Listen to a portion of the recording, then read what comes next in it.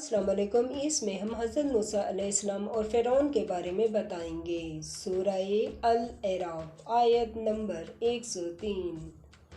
اعوذ باللہ من الشیطان الرجیم، بسم اللہ الرحمن الرحیم۔ لائک کریں، سبسکرائب کریں اور بیل آئیکن پر کلک کریں۔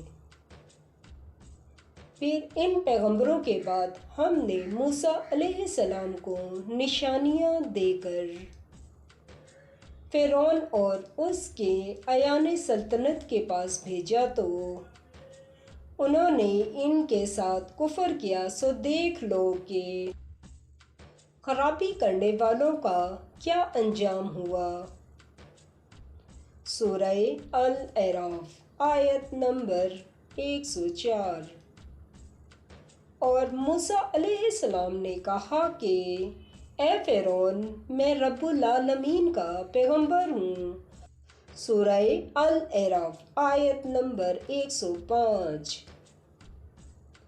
مجھ پر واجب ہے کہ خدا کی طرف سے جو کچھ کہوں سچ ہی کہوں۔ میں تمہارے پاس تمہارے پروردگار کی طرف سے نشانی لے کر آیا ہوں، سو بنی اسرائیل کو میرے ساتھ جانے کی اجازت دے دی جائے۔ سورہ الاعراف آیت نمبر 106۔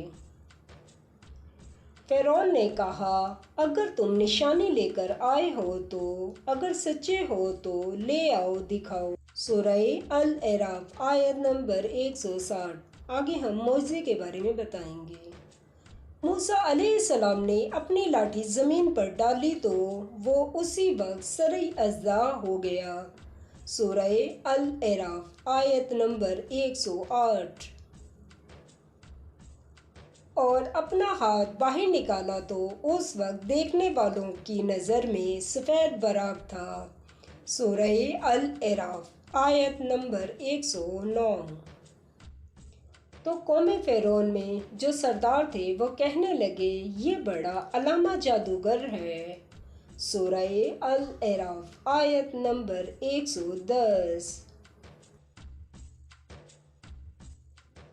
اس کا ارادہ یہ ہے کہ تم کو تمہارے ملک سے نکال دے، بھلا تمہاری کیا صلاح ہے۔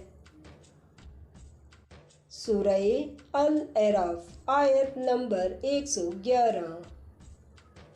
انہوں نے فرعون سے کہا کہ فی الحال موسیٰ علیہ السلام اور اس کے بھائی کے معاملے کو موقوف رکھیے اور شہروں میں نقیب روانہ کر دیجیے۔ سورہ الاعراف آیت نمبر 112۔ کہ تمام ماہر جادوگروں کو آپ کے پاس لے آئیں۔